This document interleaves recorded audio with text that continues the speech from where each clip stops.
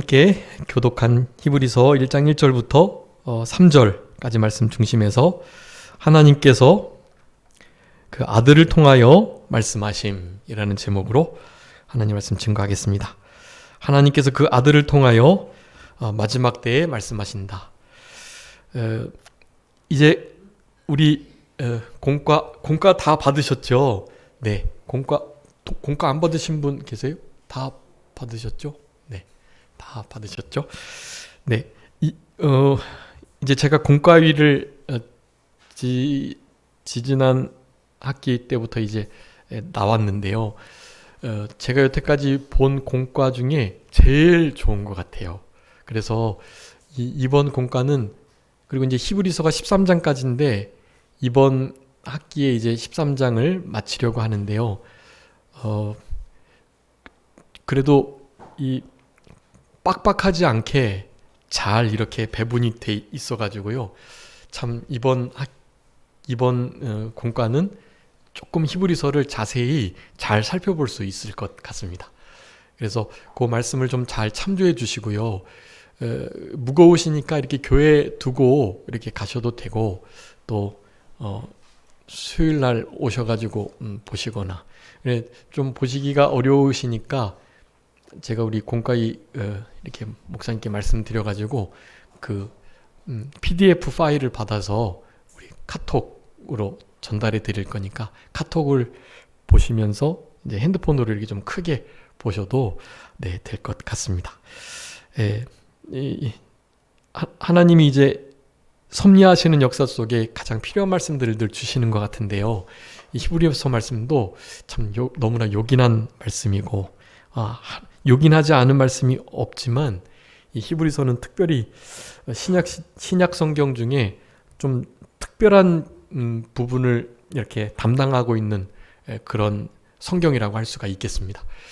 그러니까 한마디로 말씀드리면 우리 예수 그리스도께서 얼마나 위대하시고 뛰어나신 분인가. 그걸 이제 한자로 탁월이라고 하네요. 탁월하다. 그러니까 어디에 비교할 바가 안 될 만큼 으뜸된다. 그런 의미거든요. 탁월. 우리 예수님의 탁월함을 증명하는 그런 말씀이에요. 히브리서가요.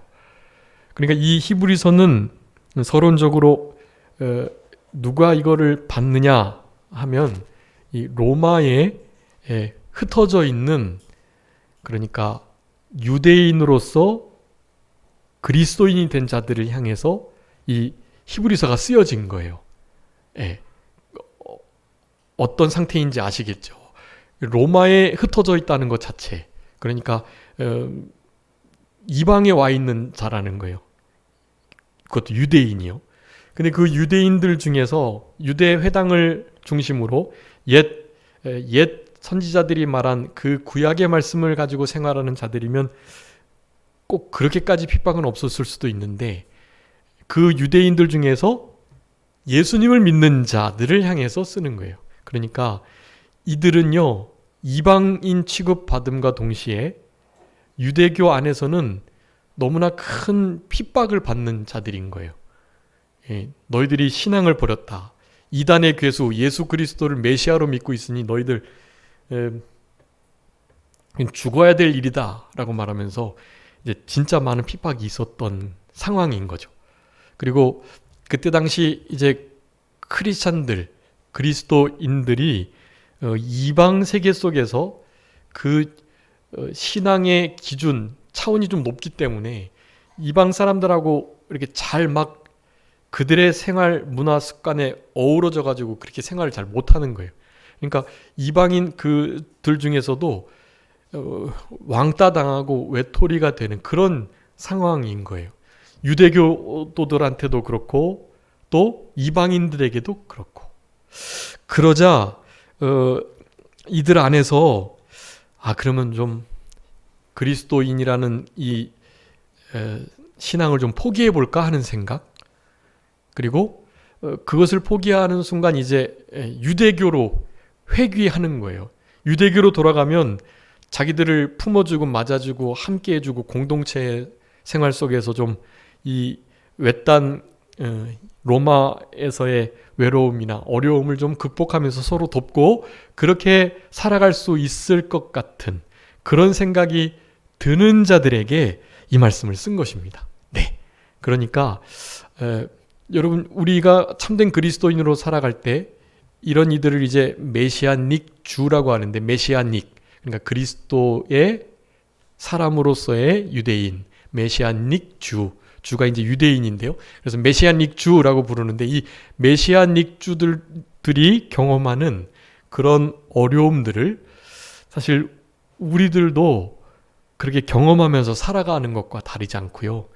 세상 속에서 살아갈 때는 진짜 이렇게 그리스도인이라는 것이 너무나 많은 제약이 있고 걸림이 되고 또 다른 사람들과 쉽게 이렇게 친해지는, 이렇게 동화되는 그런 일이 어려운 그런 종교인 것 같아요. 여러분, 천주교는 전혀 그렇지 않습니다. 천주교는 신부님들조차도 담배도 태우시고 술도 드시고 이제 결혼만 안 할 뿐이지요. 그래서 그 선주교는 정말 좋아요. 천주교에 다니는 사람들은 뭐 남전도회 여전도회 그 여러 구역 단위로 모이는 회 안에서 뭐 술도 먹고 담배도 태우고 너무나 거침없이 그렇게 신앙생활을 하게 되는 거예요. 술과 담배만 먹으면 사회생활 하는데 전혀 이렇게 이질감이나 괴리를 느끼지 않으니까요. 너무나 좋죠. 불교인들도 마찬가지고요. 네. 모슬림, 그 이슬람에 있는 이들도 다 마찬가지입니다. 그런데 유독 이 그리스도인들만 하지 않아야 될 게 많고 금하는 게 많고 그런 거예요. 근데 이제 이방 나라에서의 유대교에서 그리스도인이 된 메시아닉 주들은 우리들과 거의 비슷한 수준인 거고요. 그런데 유대 나라에서는 메시아닉 주들이 더 큰 어려움을 겪기는 합니다. 사실은. 네. 지금 이제 우리도 복음의 빚을 진 자들이니까 예루살렘으로 복음을 전하러 은혜를 갚으려 사랑의 빚을 조금이나마 갚으려고 들어가는 일들이 있는데요. 거기 안에 메시아닉 주들이나 예수님을 믿으라고 선교를 하는 선교사님들은 실제로 상당한 위협을 받습니다. 몇 번 말씀드렸지만 스토닝이라 그래가지고 그냥 돌을 그 선교사님이나 메시아닉 주들의 집에다가 던져도 전혀 괜찮은 거예요. 네, 도리어 경찰들도 모른 척하고 경찰들도 강한 유대교도들이라면 도리어 자기들도 돌을 던지고 막 그러는 입장이니까 전혀 치안이나 그런 것이 이렇게 보장이 안 된 그런 상태에서 복음을 전하고 예수님을 믿는 그런 이들이 유대교, 지금 이스라엘 안에 있는 기독교인들이라고 할 수가 있겠습니다. 이제 그것이 이제 큰 기준이 될 것인데요. 그와 같은 상황에서 이제 거의 범국가적 주께로 돌아오는 역사, 역사적, 나라적, 국가적 이스라엘이 이제 예수님을 믿는 일이 이제 좀 광범위하게 일어나면, 네, 그러면 진짜 예수님의 재림이 가까운 거다.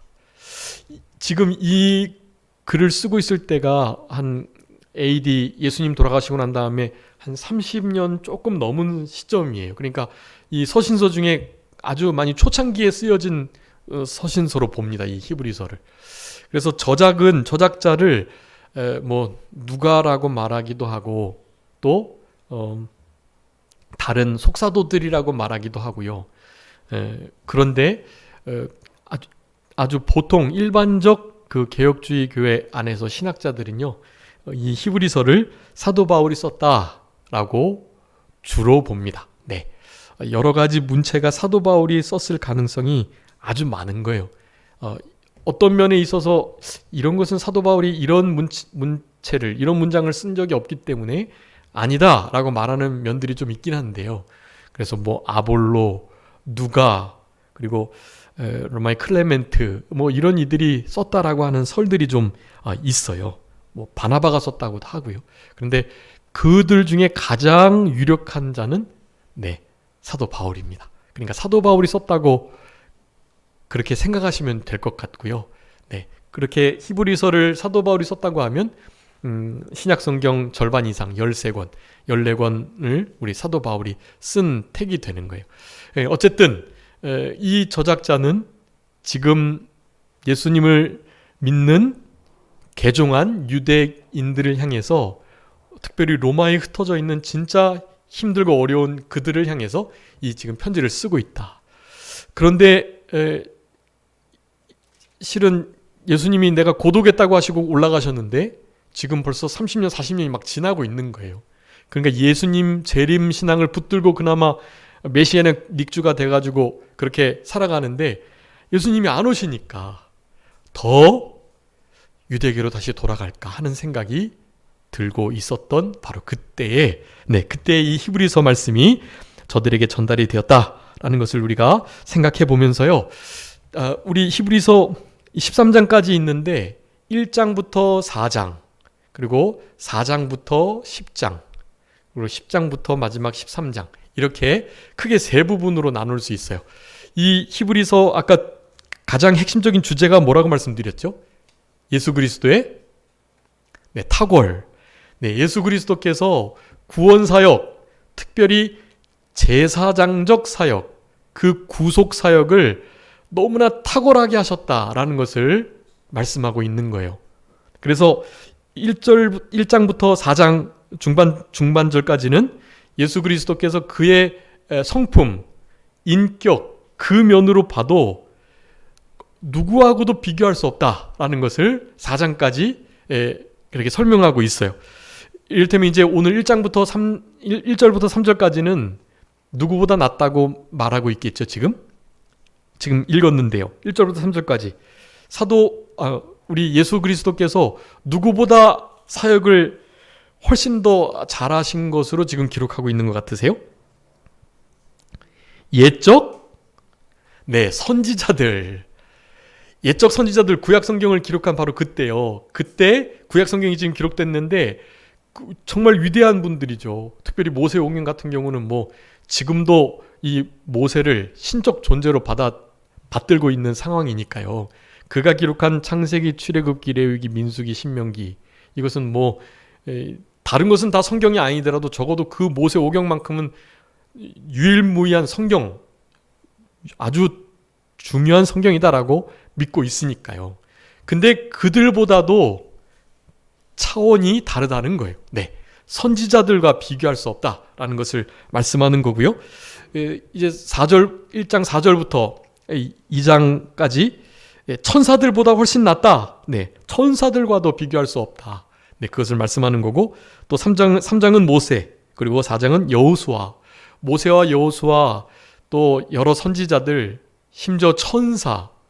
우리 지금 요 세 부류는 지금 이스라엘 백성들이 정말 범접할 수 없는 위대한 분으로 생각하는 사람들이 모세와 여호수아, 아론, 특별히 천사. 우리 주님은 그런 이들과도 비교할 수 없는 분인 것을 말씀하는 거고요. 두 번째는 그 4장 후반절부터 10장까지, 10장 중반절까지인데요. 예수 그리스도께서 그 사역을 하시는 면에 있어서 얼마나 뛰어난가.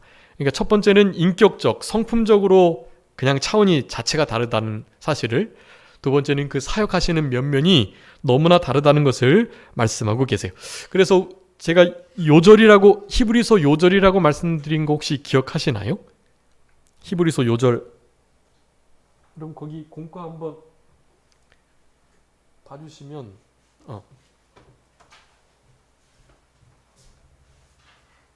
뒤편에 공과 뒤편에 한번 읽어봐 주세요. 그거. 히브리서 4장 14절. 공과 뒤에 크게 이렇게 해놨습니다. 그러므로 우리에게 큰 대제사장이 계시니 승천하신 이 곧 하나님의 아들 예수시라. 아멘. 히브리서 4장 14절. 이거를 이제 우리 공과위에서는 요거를 이제 아마 요절로 뽑은 것 같아요. 큰 대제사장 예수 그리스도께서 하나님 아들이시고 그의 성품이나 그의 사역이 타의 추종을 불허한 너무나 탁월하고 뛰어나다는 것을 이제 유대교로 돌아가려고 하는 자들에게 그렇게 지금 말하고 있는 거죠. 근데 그것 중에, 그 구속 사역 중에 핵심을 제가 말씀드렸는데 혹시 기억하시나요? 한번 찾아주세요. 히브리서 10장, 우리 공과인은 4장 14절이고요. 제가 말씀드리고 싶은 건 히브리서 10장 14절이에요. 한번 읽어봐 주세요. 그가 거룩하게 된 자들을 한 번의 제사로 영원히 온전하게 하셨느니라. 아멘. 여러분, 우리 예수님께서 구속 사역을 이루신 것, 여기 세 가지를 묘사하고 있다고 말씀드렸어요. 한 번의 제사, 그리고 영원한 제사, 그리고 온전한 제사, 완벽한, 완전하고 온전하고 완벽한 제사. 우리 예수님의 구속 사역을 이렇게 세 가지로 아주 온전함을 나타내고 계십니다. 네, 단번에 그냥 한 번이에요. 다른 제사장처럼 여러 번, 그러니까 매번, 뭐 매년 막 그렇게 지성소에도 매년에 한 번씩밖에 못 들어가지만 그런 일들 우리 주님께서 하신 차원과는 너무나 다르다. 그것을 말하는 거죠. 단번에, 한 번에, 예. 영원한 그 구속의 적용이 역사가 계속되는 거예요. 영원토록, 영원에서 영원까지요. 예. 근데 흠이 있는 제사가 아닌 온전한, 네, 완벽한, 완전한 제사였다. 그래서 이거 우리 히브리서 4장 14절하고 히브리서 10장 14절 이 두 말씀은 적어도 잘 기억해 주시고요. 그래서 그 성품적인 면에서, 그 사역적인 면에서 탁월하시다. 그러니 다시 유대교로 돌아갈 생각하지 말고 우리 대제사장이신 우리 주님 붙들고 주님을 바라보고 주님을 소망하면서 그 주님이 가셨던 그 길을 믿음으로 잘 따라가라 라는 말씀을 하는 거예요. 그리고 마지막 10장 19절부터 마지막 13장 마지막 절까지 우리 예수 그리스도의 그 지금 탁월함을 이제 전반부에 다 이제 10장까지 말씀했는데요. 바로 그런 탁월하신 예수 그리스도 안에 있는, 네, 그들 안에 있는, 우리 예수님의 안에 있는 성도들이 얼마나 이 땅에서 탁월한 능력으로 살아갈 수 있나를 말씀하고 있어요. 네, 그러니까 탁월하신 주님 안에서 살아가는 그리스도인들이 얼마나 큰 능력으로 탁월하게 이 땅을 살아갈 수 있을까에 대해서 설명을 하고 있는 거예요. 네, 자, 그렇게 크게 세 부분으로 나눠진다는 것, 여러분 것을 기억하시면서 히브리서 말씀을 이제 이 말씀은 다른 말씀들도 다 마찬가지지만 이렇게 그 문맥을 통해서 전체적인 큰 뜻을 찾는 것도 아주 유익이 될 뿐만 아니라요. 그냥 문맥과는 관계없는 그 말씀 한 절 한 절이, 말씀 한 구절 한 구절, 한 어구 한 어구가요, 실제로 우리들에게 막 힘을 줍니다. 그게 참 중요한 것 같아요. 우리가 지혜가 없고 부족해서 문맥을 그 당시의 뜻에 마땅하게 합당하게 하나님이 전하고자 하시는 뜻을 제대로 잘 분별하지 못하면서 읽을지라도 그 말씀을 연결하며 이어가면서 하나님께서 다 하신 말씀이니까 그 말씀들에 그냥 한 단어나 한 어구에 크게 힘을 받는 경우가 다른 데도 많이 있지만 히브리서는 더욱더 그렇습니다. 그러니까 항상 읽으실 때 그렇게 큰 산을 보면서 이해하시는 것이 아주 중요하지만 그냥 한 절 한 절을 읽다가도 그 한 구절 한 단어에 우리가 심령이 소성케 되고 죄가 끊어지고 그런 역사가 있을 수 있다는 사실을 여러분 기억하시면서 우리 히브리서 말씀, 우리 지금 수요일날 계시록 말씀 보고 있는데 그렇게 참 수신자들과 또 그 상황이 많이 비슷한 때에 주어진 진짜 소망스러운 말씀들이니까 이 말씀을 가지고 이제 좀 우리 2023년 하반기를 승리적으로 잘 통과할 수 있도록, 남은 자의 삶을 잘 살아낼 수 있도록 그렇게 힘써 주시면 좋겠습니다. 여러분, 우리 로마서 8장은 보통 고린도전서 13장은 무슨 장이라고 하죠? 네, 사랑장. 로마서 8장은 무슨 장이라고 하죠? 네, 소망장. 여러분 로마서 8장이 소망장이에요. 거기서 아주 우리 주님의 부르심의 소망에 대해서 아주 잘 나타내서 8장 로마서의 다이아몬드를 로마서라고 한다면 그 로마서의 가장 빛나는 부분을 중심 부분을 로마서 8장이라고 하거든요. 우리에게 그것도 소망을 주시는 말씀입니다. 네. 그래서 로마서 8장은 흔히 소망장이라 그래요. 그러면 히브리서 11장은 무슨 장이겠죠? 믿음장이겠죠. 믿음, 소망, 사랑장 각각 나름의 장들이 있는데요. 그 중에 우리 히브리서 11장이 네, 믿음장이라고 일컬어지는 장이라고 할 수 있겠습니다. 믿음이 연약해졌고 믿음이 타락하고 또 믿음으로 살아갈 때 너무나 고통스러웠던 이들에게 우리 저자는 히브리서 저자는 믿음을 가지라. 우리에게 역사하시는 대제사장이신 하나님의 아들 예수 그리스도 그분은 비교할 수 없는 분이니까 다른 종교와 다른 인생들과 훌륭하다고 말하는 그 어떤 하나님의 사람들보다 그 하나님의 사람들 모세, 여호수아, 아론, 천사 이거 다 누가 지으셨어요? 우리 주님이 지으신 거예요. 하나님은 창조주, 예수님은 창조자로서 우리 주님이 그들 다 지으신 거거든요. 그를 다 만드신 그분이 얼마나 위대하시겠어요.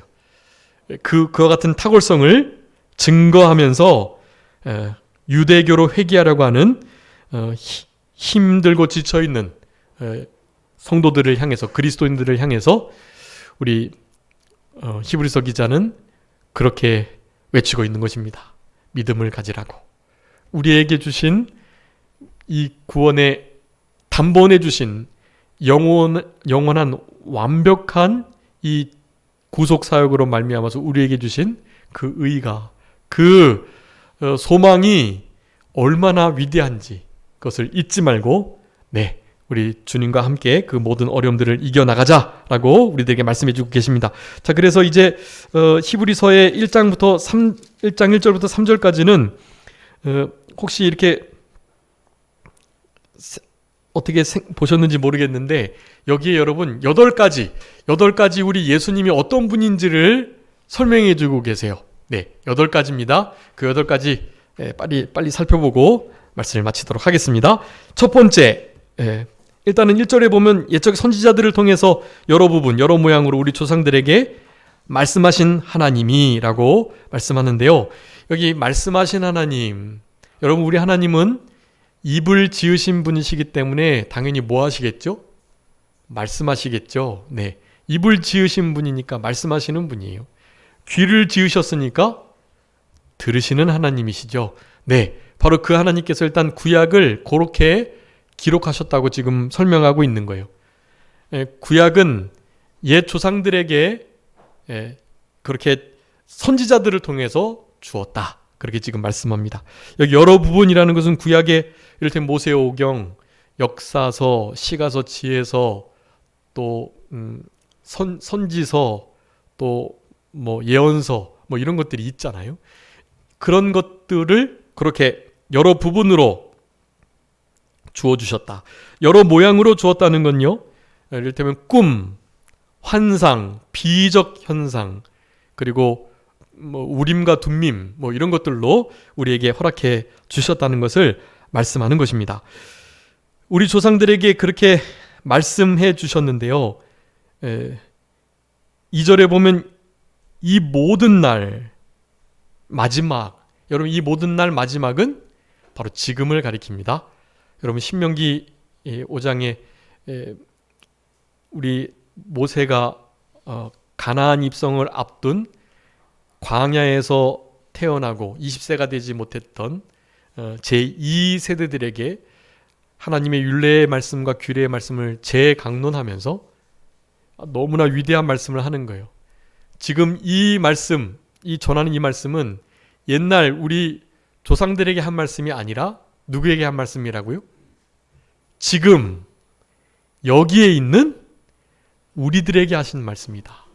지금 여기 우리들에게 약속하신 말씀이니까 우리 광야에서 엎드러졌던 애굽에서 나올 때 그 큰 기적을 경험했던 그들에게 주신 말씀이 아니라 지금 이제 예루살렘을 이제 광야를 거쳐 가나안으로 들어가야 될 바로 우리들에게 주시는 말씀이니 하나님이 나에게 직접 주시는 말씀으로 들어라. 그렇게 지금 말씀하면서 우리 신명기를 쓰고 있는데요.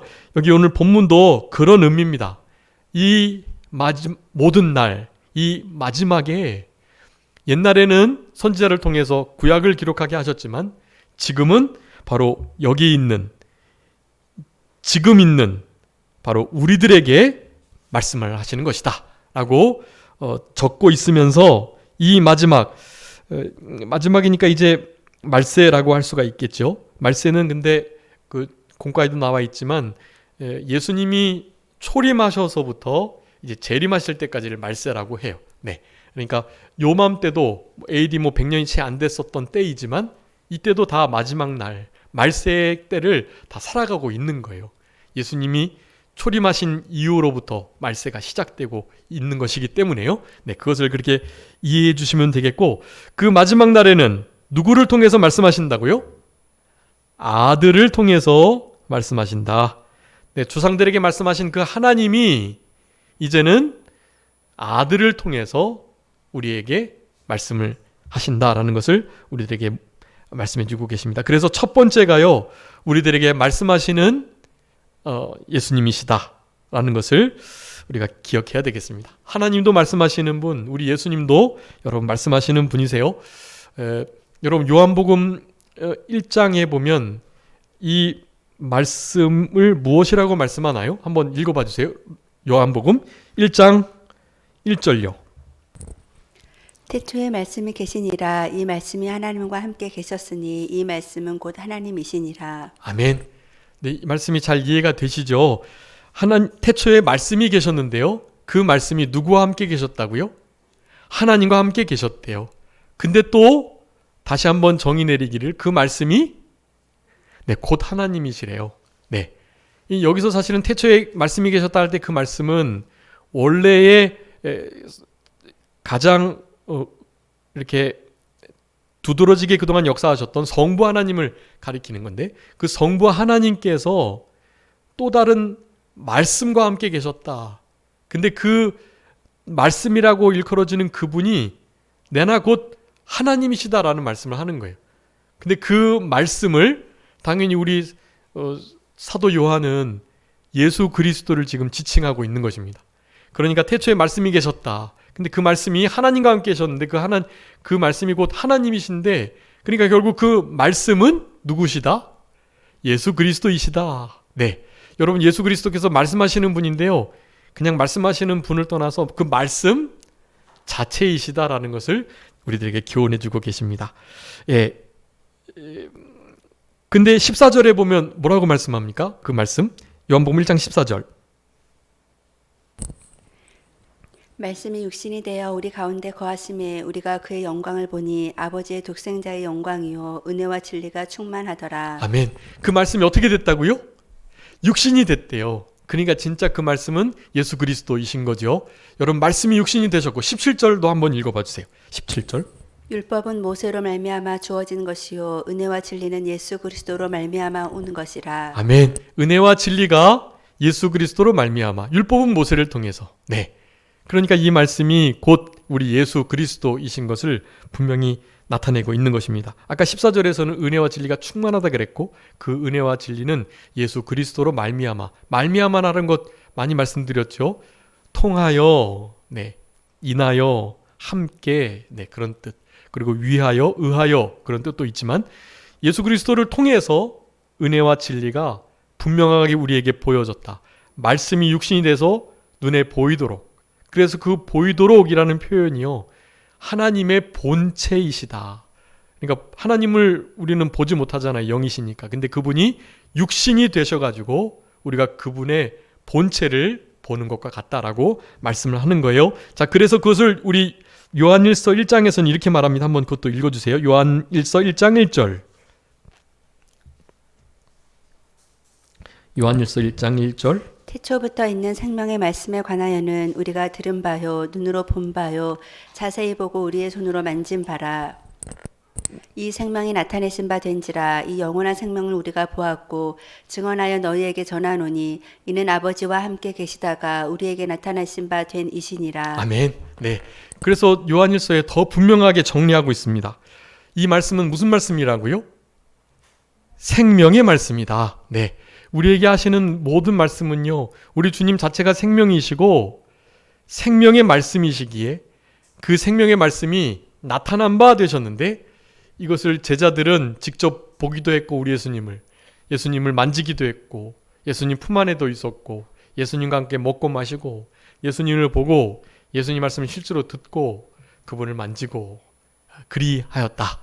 그 예수님께서 나타난 바 되셨고 육신이 되셔서 이 땅에 오신 하나님이시다라는 것을 말씀하는 것입니다. 그래서 오늘 히브리서 기자도요, 그것을 그렇게 말씀하는 거예요. 아들을 통해서 우리에게 말씀하셨다. 자, 근데 여러분, 말씀하시는 본체이신 우리 예수님께서 구속을 완성하셨고 복음을 온전히 이루셨기 때문에요, 단번에 영원한 완전한 구속사역으로 이루셨으니까요, 더 이상 이제 말씀이 필요가 없는 게 된 거예요. 그럼 이제 이 신구약 66권 이외의 말씀을 더하거나 빼면 하나님께서 생명책에서 지워버리시거나 모든 질병들을, 모든 징계들을, 저주를 더하시겠다고 우리 계시록 22장 마지막에 말씀하는 거예요. 그러니까 성경을 절대로 가감해서는 안 되고요, 내 경험에 안 맞다고 하나님의 진리의 말씀들을 배제하거나 또 내가 뭔가 직통계시 같은 것을 느끼고 보고 들은 것 같다고 이 말씀에 무언가를 더하거나 해서는 절대로 안 된다. 여러분, 그거는 진짜 하나님의 이 충족하심, 이 완벽하심에 아주 흠을 내는 거예요. 그거는 여러분 절대로 가감하시면 안 됩니다. 그래서 몇 번 말씀드렸는데요, 중요하니까 말씀하시는, 그래서 결국 신구약 66권을 말씀으로 완벽하게 마무리하셨던 그것을 신학적인 용어로는 표준 계시의 종결이다, 그렇게 말하거든요. 표준 계시, 이 성경 신구약 66권의 이 말씀이 이제 충족해서 온전해서 더 이상 가감되지 않는다는 것을 말하는 거예요. 그런 것을 성경으로 내적으로 증거하는 구절이 있는데요, 몇 개가 있지만 그 중에 제일 중요한 거 한번 읽어주세요. 에베소서 3장 5절, 에베소서 3장 5절 말씀입니다. 한번 거기다 이렇게 써주세요. 에베소 3장 5절. 이제 그의 거룩한 사도들과 선지자들에게 성령으로 나타내신 것 같이 다른 세대에서는 사람의 아들들에겐 알리지 아니하셨으니. 아멘. 거룩한 선지자들, 거룩한 사도들, 그들에게 성령님께서 나타나셔가지고 감동하시고 하나님의 생명의 말씀을 기록하게 하셨던 그와 같은 역사는 다른 세대 사람들에게 나타내지 않으신다라고 분명히 말씀하세요. 여러분, 이것을 표준계시의 종결이라고 말하고 더 이상 여기다가 가감하지 않도록 이 말씀만을 따라서 말씀을 생각나게 하시고 말씀을 깨닫게 하시고 말씀을 증거하시는, 우리 오순절 보혜사 성령님의 감화, 감동, 진리와 그 영감을 따라서 우리는 신앙생활을 하고 하나님의 뜻을 찾아야 할 것입니다. 그래서 첫 번째가 말씀을 우리에게 주시는 분, 말씀 그 자체, 그리고 온전하게 그 계시를 종결 지으셨던 분, 우리 예수님이시라는 것을 첫 번째로 말씀하고 있는 거고요. 자, 두 번째는 만유의 상속자이시다. 이 아들, 이 예수님은 만유의 상속자이시다라고 말씀합니다. 당연히 하나님 아들이시라는 것을 증거하고 있고요. 그 아들을 통해서 말씀을 하시는데 상속자로 세우셔서, 상속자가 됐다는 것은 무슨 뜻입니까? 만물의 주인이 되었다라는 뜻이에요. 주인이 되셨다. 두 번째, 우리 예수님은 만물의 주인이세요. 여러분, 우리 주님이 만물의 주인이시고요. 다 그러니까 주님의 겁니다. 그 만물에는 누가 포함될까요? 우리들도 포함되는 거예요. 그러니까 우리도 누구 것이라고요? 그리스도 것, 주님의 것이에요. 그러니까 내 마음이지 뭐 이런 말 하시면 안 되는 겁니다. 내 마음도 내 마음이 아닌 거예요. 우리 주님의 거예요. 피로 값주고 사셔가지고 우리 아버지께 드리셨거든요. 이 모든 만물은 다 주님의 것이고 우리 아버지의 것임을 기억해야 될 것입니다. 우리 주님이 마태복음 28장에 보면 예수님께 우리 하나님께서 모든 하늘과 땅의 권세를 주셨다 그랬어요. 그 권세를 또한 우리들에게도 허락하시고 그래서 가르쳐 지키게 하는 세례를 주는 아버지와 성령의 이름으로 세례를 주는 이 일을 하면서 영원히 떠나지 않겠다 하시는 그 능력을, 그 은혜를 경험하는 자의 삶을 그렇게 묘사하고 있는 것입니다. 우리 하나님께서 모든 걸 예수님께 주셨고 그것을 또한 우리에게 주셨다. 그러니까 우리는 그 하나님의 아들 예수 그리스도의 주인 되심을 언제나 인정하며 우리 예수님을 우리의 삶의 주로 모시는 것, 여러분 그게 성령 충만이요, 그게 주님을 경외하는 일이요, 우리 주님의 절대주권과 주되심을 인정하는 게 우리 표와 같이 남은 자의 삶이고, 그래요. 성령 충만함, 주님을 경외함, 그리고 남은 자의 삶, 예수님을 주로 모신 자의 모습들인 거예요. 그게 다. 여러분 항상 이제 한 주간도 우리가 살아가셔야 할 건데요. 여러분 한 주간의 모든 계획들과 또 모든 시간들, 내가 쓸 수 있는 모든 것들, 우리 지난 시간 마태복음 24장에 환난의 징조 그리고 환난을 어떻게 준비할 것인가 말씀하면서 젖먹이는 자가 화가 있다 그랬죠. 아이 벤 자나 젖먹이는 자, 욕심을 잉태한 자, 죄와 멀어지지 못하고 죄로부터 자유를 누리지 못하는 자들 가리키는 거고, 특별히 젖먹이는 자는 구원을 이루어야 할 모든 재료들을 다 빼앗기는 상태를 영적으로 묘사하는 거예요. 그렇게 되면 안 되거든요. 여러분 한 주간 살아가시면서 우리 예수님이 나의 주인이 되신다, 모든 만물의 상속자로서 우리 주님께서 우리 가운데 거하고 계시니까 그분을 주인 삼고 모든 것이 주의 것임을 인정하면서 그렇게 모든 것이 우리의 구원을 이루는 것으로 사용하게 된다면 그게 바른 생활을, 그게 제대로 된 삶을 살아가는 거예요. 다른 것이 제대로 된 삶이 아니라 우리의 삶 속에 우리 주님이 주 되시는 것, 그것만 되면 되는 거예요. 여러분 모든 만물은 사실 우리를 위해서 지어주신 게 아니라 이 만물의 상속자 되시는 사실 예수 그리스도를 위해서 하나님이 창조하신 거예요. 이게 중요합니다. 만물을 이제 에덴 동산에서 6일 동안 창조하시고 6일째 마지막 날 우리가 그것을 누리도록 우리를 위해서 그 6일 창조를 하셨던 것으로 말씀하는데, 그것이 틀린 것은 아니나 그보다 더 큰 의미는 그 모든 것들이 결국 우리 주님을 위해서, 그 사람까지도 주님을 위해서 지어진 것임을 여러분 우리가 기억해야 되겠습니다. 한번 읽어보세요. 골로새서 1장 16절. 거기도 이렇게 써주시면 좋을 것 같습니다. 만물이 그에게서 창조되되 하늘과 땅에서 보이는 것들과 보이지 않는 것들과 혹은 왕권들이나 주권들이나 통치자들이나 권세들이나 만물이 다 그로 말미암고 그를 위하여 창조되었고. 아멘. 여러분 다 그를 위해서 창조됐다. 여러분 이게 주님을 위해서 창조되었다는 뜻을 가리키는 거예요.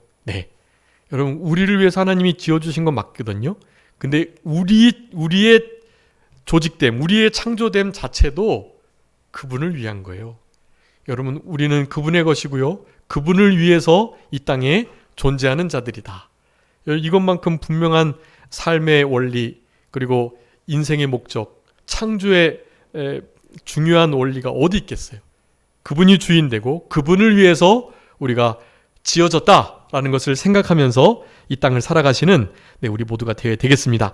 여러분 여기 만유의 상속자라고 표현하는데요, 우리 성경에는 이 만유를 결국 통치하시고 회복하시고 구속하시고 통일하실 것, 그것을 성경에서는 그렇게 특별히 5-5가지로 말씀하고 계세요. 충만까지 하면 6가지가 되는데요. 여러분 결국 우리 예수님께서는 그 만유를 온전하게 통일하시려고 이 땅에 오시게 될 겁니다. 우리의 몸의 구속을 지금 기다리고 있죠. 그게 다 만물 통일. 이 만물들이 하나님의 아들들 나타나기를 기다리는데, 왜냐하면 만물들이 막 사탄에게 마음껏 지금 이용당하고 있기 때문에 그래요. 근데 그 만물들을 오직 주께로 돌리는 그 일을 우리 주님이 오셔야만 온전케 되는 것이. 그래서 재림을 모든 만물들은 고대하고 있고 우리들도 우리의 몸의 구속을 기다리느라고 예수님의 재림을 사모하며 이 땅에 있게 되는 것입니다. 여러분, 만물들이 주님께 복종하고 순복하고 그 안에서 통일되는 이 일을 위해서 우리가 주의 것으로 이 땅을 살아가는 그런 복된 삶을 살아가야 되는 것이. 세 번째는요, 우리 예수님께서 하나님의 영광의 광채이시다. 아니죠. 세 번째는 만물을 지으셨다. 창조자라는 뜻이에요. 만물을 지으셨다. 그를 위해서 지으셨는데 자신을 위해서 지으신 거나 마찬가지죠. 우리 인생도 하나님을 위해서 지으신 거예요. 하나님의 영광을 위해서. 여러분, 이게 어떤 면에서는 신적 이기주의 그렇게 표현을 하는데요. 하나님이 이기주의다고, 자기 자신을 위해서 사람을 만들었다고 그렇게 말을 한단 말이에요. 자기 자신을 무조건 따라가도록 로봇 같은 걸 만들었다면야 뭐 그렇게 볼 수 있는데요. 그게 아니라 우리에게 자유의지를 주셔서 하나님이라는 존재를 사랑하지 않을 수 없게끔, 그래서 자원에서 기꺼이 사랑하도록 우리를 만드셨기 때문에 그거는 이렇게 이기적인 게 아니에요. 하나님이 나를 위해서 내가 너희들을 지었다, 나의 찬송을 부르게 하기 위해서 너희를 지었다라고 말할 때 우리는 그런 우리들이 갖고 있는 어떤 이기심을 생각하시면 안 돼요. 하나님께서는 그런 이기심을 갖고 계신 분이 아니고 언제나 뭐 하시다고요? 선하시고 의로우시고 은혜로우시기 때문에요, 이기적이지 않으세요. 네, 그것을 여러분 좀 잘 분별하셔야 합니다. 주님이 자기 자신을 위해서 우리 인간을 지었다, 만물을 지었다라고 해도 우리는 손가락질 할 수 없는 거예요. 주님이 원래 선하신 분이고 선하신 그 테두리 안에서 그것을 이기적으로 볼 수가 없고 우리가 부패하고 타락했기 때문에 그렇게 보는 거예요. 네, 그런 부분에 좀 이해함을 가지셨으면 좋겠고, 모든 것이 우리 주님의 지으시는 창조의 손길에 의함이다라는 거, 그것이 세 번째예요. 여러분, 우리 예수님은 한마디로 창조자라는 것을 지금 말하는 것입니다. 얼마나 위대한 분이세요.